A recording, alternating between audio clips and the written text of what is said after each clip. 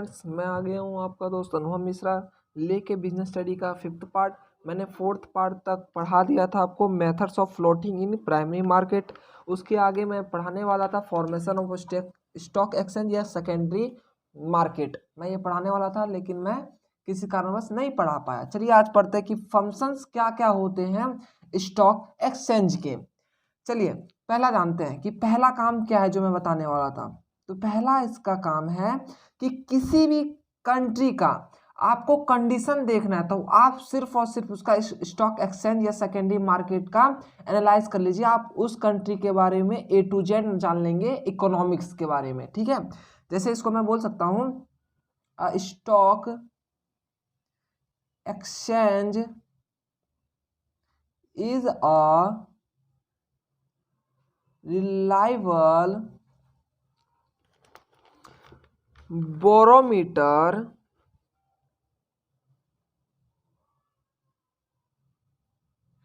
to measure the economic conditions of a country। ठीक है, तो मैंने क्या कहा कि इसकी पहली फंक्शंस क्या है। इसका पहला फंक्शन है किसी भी कंट्री का अगर आपको कंडीशन जांच करना है कि उस कंट्री का इकोनॉमिक कंडीशन कैसा है तो आप उसके स्टॉक मार्केट को एनालाइज कर लीजिए। आपको समझ में आ जाएगा कि उस कंट्री का किस कैटेगरी में अभी उसका इकोनॉमिक्स चल रहा है। और every major changes in country and economy is reflected in the price of shares।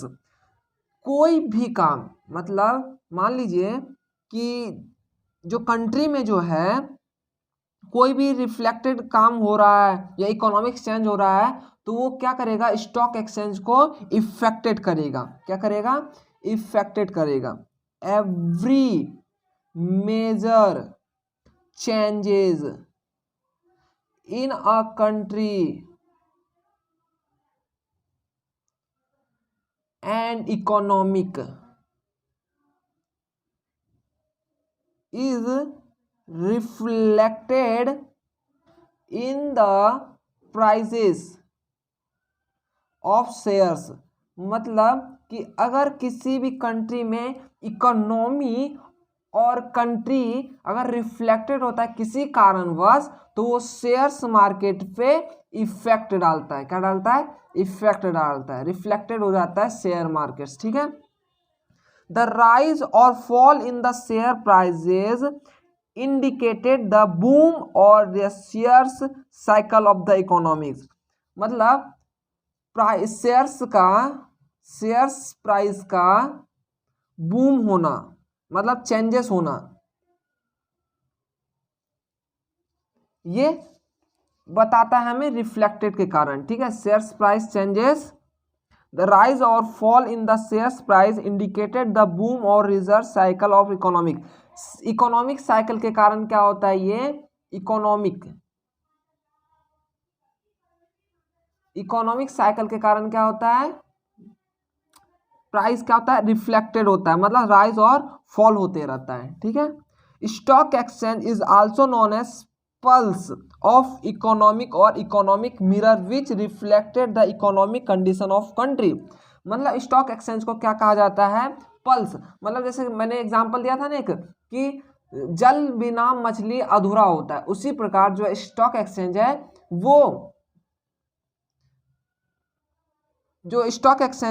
वो अधूरा है, किसके बिना, इकोनॉमिक के राइज होने के मतलब इकोनॉमिक राइज नहीं होता है तो। ठीक है, तो इसको ऐसे लिख सकते हैं, stock exchanges is also known as pulse. जैसे हमारे शरीर में पल्स है ना, वो दाल वाली पल्स नहीं है, ये पल्सेस जो हमारे शरीर में धाराएं चलती है, जैसे ये नसें जैसे बोलते हैं हम हिंदी में, वो स्टॉक एक्सचेंज है। किसी भी इकोनॉमी या किसी भी कंट्री का या इकोनॉमी का क्या है, ये स्टॉक एक्सचेंज पल्स के मुकाबले काम करता है। ये जैसे जल बिना मछली नहीं, उसी प्रकार स्टॉक एक्सचेंज के बिना कोई भी कंट्री, कोई भी इकोनॉमिक नहीं। पल्स ऑफ इकोनॉमिक और economy mirror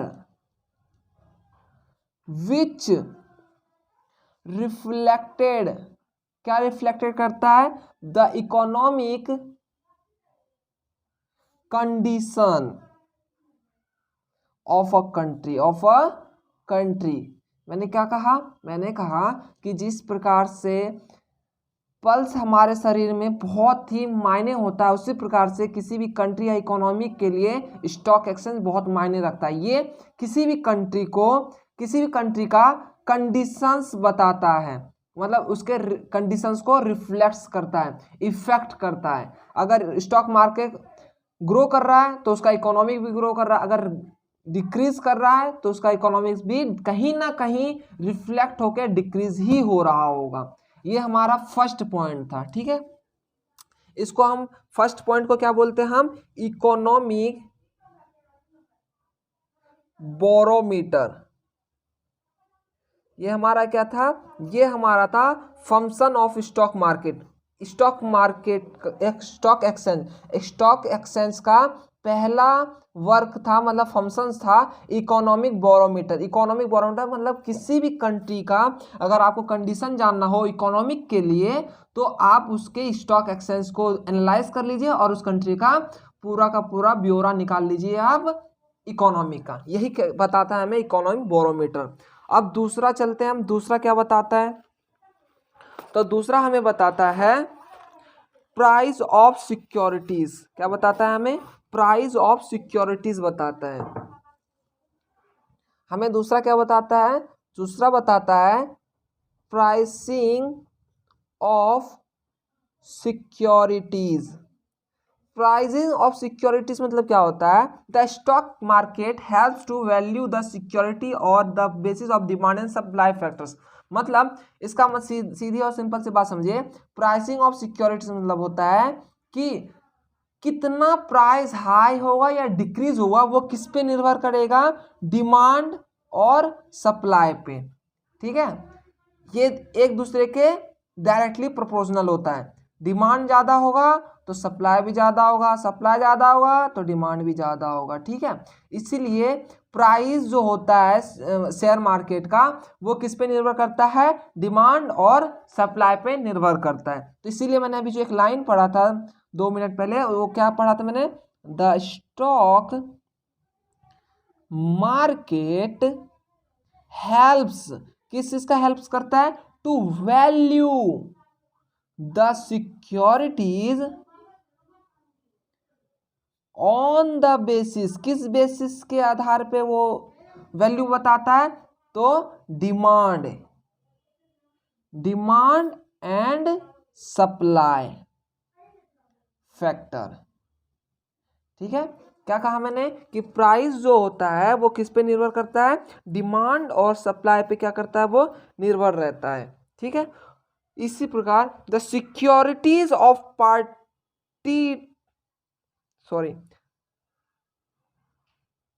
the securities of profitable and growth oriented companies are valued higher as there is more demand और सच सिक्योरिटी। मतलब क्या कह रहा है ये पॉइंट? ये पॉइंट कह रहा है कि जितनी बड़ी कंपनी होगी, मतलब प्रॉफिटेबल कंपनी होगी और ग्रोथ करने वाली होगी, उसका ज़्यादा से ज़्यादा क्या होगा? शेयर्स का मतलब प्राइस होगा वो हाई होगा, ठीक है।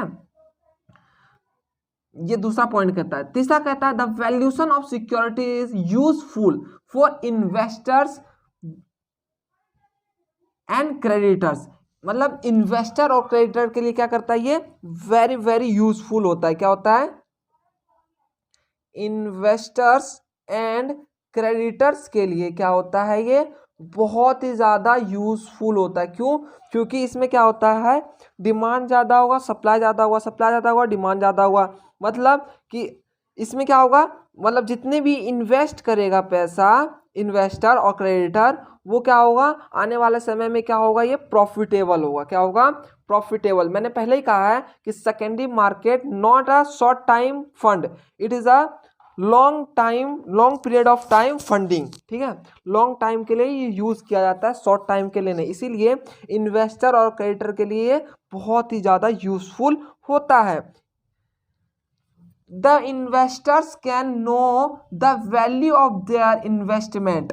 क्या कहना चाहता हूं, मैं कहना चाहता हूं इन्वेस्टर जो होता है वो अच्छे से जानता है, क्या जानता है, कि उसकी इन्वेस्टमेंट्स की वैल्यू क्या है। Value of investments. The creditor can value credit वर्थनेस and government can impose tax on value of securities. मतलब कि इन्वेस्टर्स अगर अच्छा प्रॉफिट कमाएगा शेयर्स बेच और खरीद के, तो वो क्या करेगा, सरकार भी उससे क्या होगा, इम्पोज करेगी टैक्स के लिए। ठीक है, वैल्यू ऑफ सिक्योरिटी देगी सरकार, और क्या करेगी, टैक्स के लिए वो इम्पोज करेगी। जैसे अब देखिए, जैसे प्राइसिंग ऑफ सिक्योरिटीज कैसे वो होता है, प्राइसिंग और सिक्योरिटीज जो होता है डिमांड और सप्लाई पे करता है, लेकिन डिमांड और सप्लाई कौन कंट्रोल करता है, स्टॉक मार्केट। लेकिन इस सबको कंट्रोल कौन करता है, गवर्नमेंट।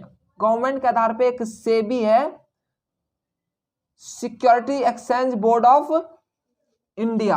ये क्या करता है, इन सब की सेफ्टी करती है। इन सेफ्टी को, सिक्योरिटी को बनाए रखने के लिए सरकार क्या लेती है, उनसे लेती है, इंपोज करती है टैक्स। क्या करती है, टैक्स इंपोज करती है। ये हमारा दूसरा था।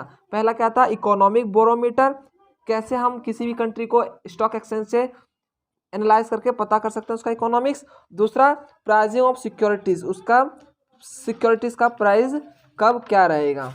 अब बढ़ते हैं तीसरे पॉइंट पे।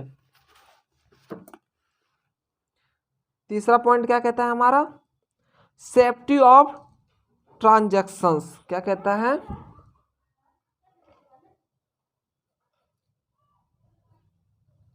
Safety of transactions.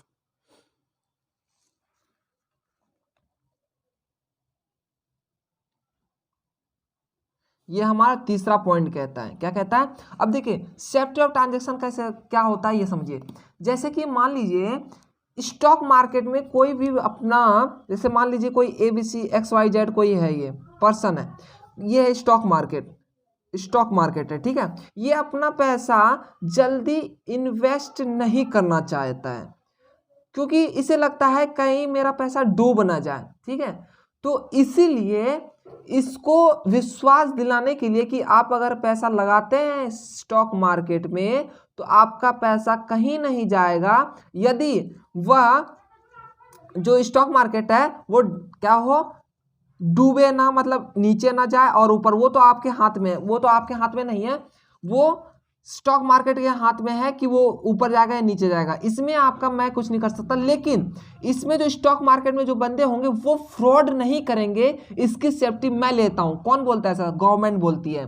ठीक है, इसीलिए कहते हैं सेफ्टी ऑफ ट्रांजेक्शन का जो सेफ्टी होता है बहुत ही स्ट्रांग होता है। ठीक है, इसलिए तीसरा पॉइंट है ना, in stock market only the listed security are trade and stock. मतलब इसका कहने का मतलब है ओनली लिस्टेड कंपनियां जो है, लिस्टेड कंपनी जो है वही इसमें क्या कर सकती है, ट्रेड और स्टॉक एक्सचेंज कर सकती है। क्या कर सकती है, ट्रेड एंड स्टॉक एक्सचेंज कर सकती है। ठीक है, इसीलिए इसको क्या कहते हैं, सेफ्टी ऑफ ट्रांजैक्शन। मतलब इसमें जैसे मान लीजिए कि स्टॉक मार्केट है, स्टॉक मार्केट में अगर मैंने अपना एक कंपनी खोला XYZ नाम से, तो मैं उसमें लिस्टेड नहीं हूं, फिर उसमें अगर मैं पैसा लगाता हूं, अगर XYZ कोई भी व्यक्ति उसमें पैसा लगाता है तो वो फ्रॉड में श्रेणी में आ सकता है कि ये फ्रॉड कर लेगा। लेकिन यदि मेरा ABC कोई कंपनी है, मैंने अपने कंपनी को लिस्टेड करवा रखा है स्टॉक एक्सचेंज में, स्टॉक मार्केट में, तो उसमें उस व्यक्ति को जो XYZ उसमें इन्वेस्ट करेगा उसको सेफ्टी रहेगी ट्रांजेक्शन की, मेरा पैसा कहीं नहीं जाएगा। इसलिए लिस्टेड कंपनियां ही इसमें ट्रेड एंड स्टॉक एक्सचेंज कर सकती है। Authorise include the companies name in the state listed only after verifying the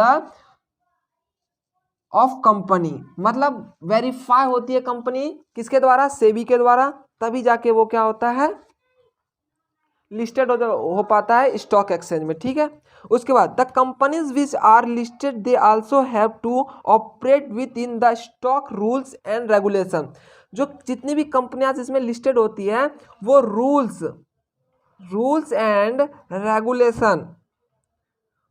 regulation के मद्देनजर में रखते हुए अपने अपने कंपनी को क्या करता है, स्टॉक मार्केट में लिस्टेड करवाता है। ठीक है, the ensure safety of dealing through stock exchange, safety के लिए डीलिंग होता है एंड स्टॉक एक्सचेंज में उसका क्या होता है, लिस्टेड हो जाता है। ठीक है, यही था सेफ्टी एंड ट्रांजैक्शन। अब फोर्थ पढ़ते हैं हम, फोर्थ में क्या है। फोर्थ है आपका, ये हम क्या पढ़ रहे हैं, ये हम पढ़ रहे हैं functions of stock exchange. Stock exchange का दूसरा नाम होता है सेकेंडरी मार्केट। ठीक है, उसका हम फोर्थ पार्ट पढ़ रहे हैं। कंट्रीब्यूट टू इकोनॉमिक ग्रोथ, क्या कंट्रीब्यूट्स ऑफ इकोनॉमिक ग्रोथ। मैंने अभी फर्स्ट में कहा कि किसी भी कंपनी, अभी किसी भी कंट्री का मुझे वो जानना हो क्या कि उस कंट्री का इकोनॉमी क्या चल रहा है, तो उसका क्या जांच कर लो आप, स्टॉक एक्सचेंज या सेकेंडरी मार्केट जांच कर लो, एनालाइज कर लो उसका सारे बारे में, उसके कंपनी के बारे में सब कुछ पता लग जाएगा। उसी प्रकार फोर्थ पॉइंट कहता है कि कंट्रीब्यूट ऑफ इकोनॉमिक ग्रोथ, ये क्या करता है, अपना हिस्सेदारी निभाता है किसमें, किसी भी कंट्री का इकोनॉमिक ग्रोथ में। In stock exchange security of various companies are bought and sold. जितने भी कंपनीज में लिस्टेड होती है वो क्या करती है, जो कंपनीज जो है बाउट एंड सोल्ड करता है, क्या करता है, बाउट एंड सोल्ड किसका करता है, शेयर्स का करता है। This process of this investment and reinvestment haves to invest in most productivity investment proposal and this lead to capital formation and economic growth. जैसे इसको मैं ऐसे समझाऊं, कंट्रीब्यूशन ऑफ इकोनॉमिक ग्रोथ कैसे है, तो अब एक एग्जांपल के तौर पे समझिए। जैसे मान लीजिए कि आपको, अगर आपने मान लीजिए XYZ कोई कंपनी क्या किया, आप क्या किए, स्टेबलाइजमेंट किया, मतलब ओपन किए, क्या किया, ओपन के लिए ओपन किए। लेकिन इसमें ओपन करने के लिए आपका खर्चा आ रहा है, इसमें कितना आ रहा है खर्चा, आपका हो रहा है, एक्सपेंसेस हो रहा है, मान लीजिए 50 लाख। ठीक है, 50 लाख हो रहा है, और आपके पास जो है टोटल अमाउंट जो है एक्सपेंस करने के लिए आपके पास है 23 ही लाख है। ठीक है, 23 लाख है, और बाकी जो आपका बच गया, कितना बच गया, 27 लाख जो आपका ड्यू हो गया, मतलब आपके पास जो नहीं है वो कौन देगा, तो आपके कंपनी में क्या करेगा, कोई मान लीजिए ABCD कोई ABCD कोई पर्सन आया, या कोई भी इंडिविजुअल या कोई भी कंपनीज आता है या फर्म्स आता है, आपके कंपनी में क्या करता है, इन्वेस्टमेंट करता है। क्या करता है, इन्वेस्टमेंट करता है। अगर आपके कंपनी में ये इन्वेस्टमेंट करता है 27 लाख का, और आपका फिर 50 लाख पूरा गया, पूरा होने के बाद आपकी कंपनी राइज हो जाएगी, मतलब आपकी कंपनी चलने लगेगी, चलेगी, तो वो क्या करेगी, इन्वेस्टमेंट मिल गया उसको, तो इन्वेस्टमेंट से क्या करेगा, वो प्रोडक्शन करेगा। जिस भी कंपनी, किसी भी चीज का कंपनी होगा तो प्रोडक्शन करेगा ही करेगा, ये अल्टीमेटली बात है। प्रोडक्शन किया उसने, प्रोडक्शन से उसका क्या होगा, इनकम जनरेट होगा, क्या होगा, इनकम ग्रोथ होगा, इनकम क्या होगा, जनरेट होगा। तो यही कहता है कंट्रीब्यूशन ऑफ इकोनॉमिक्स, इकोनॉमिक के ग्रोथ में बहुत ही रोल अपना निभाता है। कौन, स्टॉक एक्सचेंज। ठीक है, अब समझ में आ गया होगा, आई होप। यही लाइन मैंने अभी पढ़ा, ये सारे के सारे नोट्स आपको मेरे टेलीग्राम चैनल अनुभव मिश्रा पे और इंस्टाग्राम पे मिल जाएगा। ठीक है, डिस्क्रिप्शन में आपको लिंक दे दिया जाएगा। पांचवा है आपका स्प्रेडिंग ऑफ इक्विटी कॉल्ट, क्या, स्प्रेडिंग ऑफ इक्विटी कॉल्ट। इसका मतलब क्या है, stock exchange encourage people to invest in ownership security by regulating new issues, better trading participates and by educating public about investment.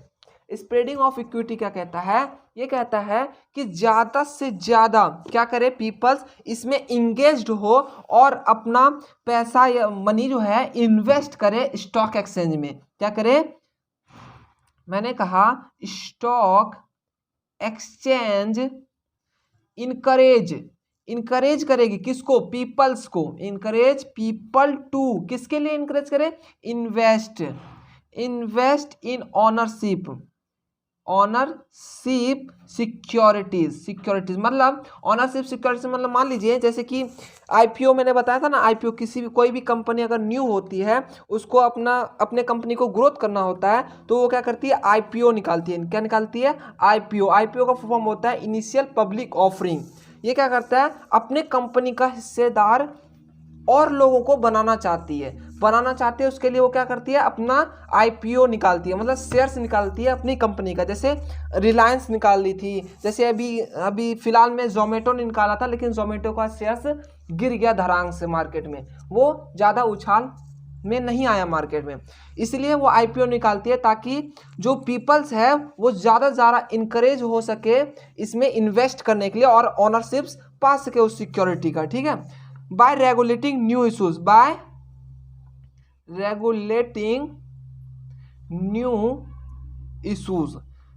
New issues जो होती है उसको regulate करने के लिए वो अपना इन्वेस्ट कर सकती है। ठीक है, और बेटर ट्रेडिंग कब कर सकती है कोई भी पीपल, इसमें इंकरेज कैसे होगी, जब उनको अच्छी एजुकेशन मतलब उसके स्टॉक मार्केट के बारे में अच्छी एजुकेशन मिलेगा। तो better trading parties and by educating public, जब एजुकेटेड होगा पब्लिक अबाउट इन्वेस्टमेंट के बारे में, जब पब्लिक को क्या होगा, एजुकेशन होगा, ज्ञान होगा, तभी तो वो अपना ज़्यादा से ज़्यादा इंक्रेज दिखाएगी इन्वेस्टमेंट करने में किसी भी मार्केट में। जब वो क्या होगा, जब ज़्यादा से ज़्यादा इंक्रेज होती है पीपल तो क्या होगा, उस कंट्री का इकोनॉमिक ज़्यादा से ग्रोथ होगा। और इसका छठा पॉइंट क्या है, प्रोवाइडिंग स्कोप फॉर स्प्यूशंस। क्या, प्रोवाइडिंग स्कोप फॉर स्पेल्यूशंस। इसका मतलब क्या हुआ, टू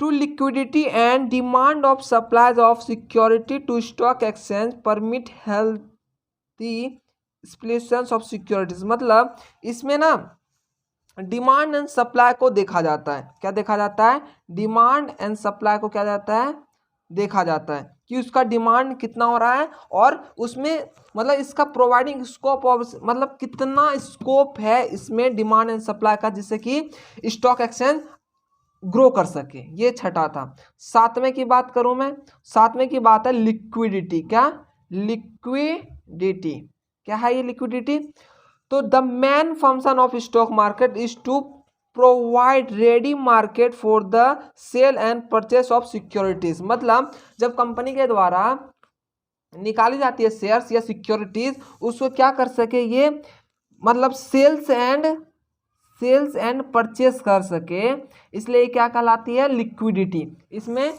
लिक्विडिटी होती है कि आप कभी भी ये खरीद सकते हैं सिक्योरिटीज को या बेच सकते हैं। ठीक है, the presence of stock exchange market gives assures to investors that their investment can B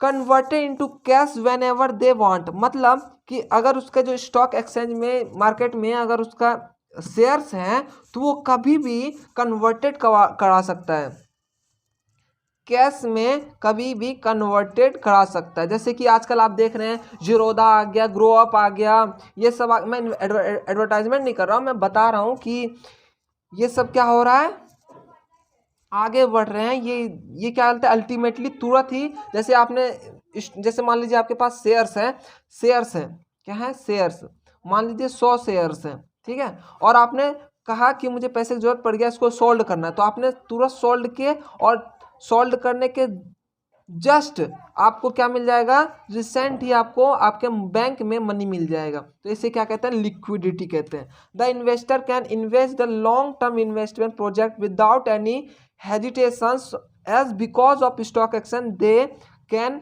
convert long term investment into short term and medium terms. मतलब ये कहता है थर्ड, इसका लिक्विडिटी में थर्ड कहता है, लिक्विडिटी में थर्ड कहता है कि कोई भी इन्वेस्टर क्या है, इन्वेस्ट कर सकता है इस प्रोजेक्ट में without any hesitation, without any hesitation. क्यों? क्योंकि सेबी जो है वो क्या करती है, इसकी सिक्योरिटी देती है। सिक्योरिटी सेबी किसके तर्ज पे देती है, गवर्नमेंट ऑफ इंडिया के तरफ पे सेबी इसको क्या कह देती है, सिक्योरिटी देता है, ताकि कोई भी हेजिटेशन ना हो सके भी कोई भी पीपल को इसमें इंगेज होने में या इन्वेस्ट करने में। इसलिए इसको क्या कहा जाता है, लिक्विडिटी।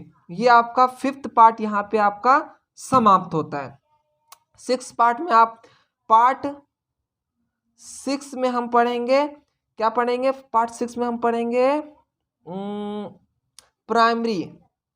प्राइमरी मार्केट और सेकेंडरी मार्केट में डिफरेंट पढ़ेंगे, ठीक है। और हम पढ़ेंगे मनी मार्केट और किसके बीच में, कैपिटल मार्केट में हम डिफरेंट देखेंगे 6 पार्ट में। आज के लिए यहीं पे पढ़ते रहिए अनुभव मिश्रा के साथ, साइनिंग ऑफ। धन्यवाद।